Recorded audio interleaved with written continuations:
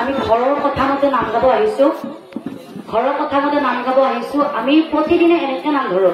চবে ৰাইজে যেতিয়া আমাক সহায় কৰিব, এটা অনুষ্ঠানত আহিছো যেতিয়া ৰাইজৰ সহায় লাগিব, আৰু ৰাইজে যদি সহায় কৰে আমি সদায় উৎসাহ পাওঁ।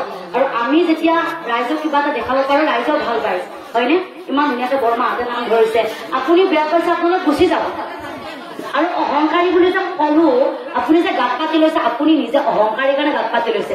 বাকী কেইজনে যে অহংকাৰী যে গাত পাতি নললে, আপোনাৰ কিয় ললে? আপুনি কিয় ললে? আপুনি কিয় ললে?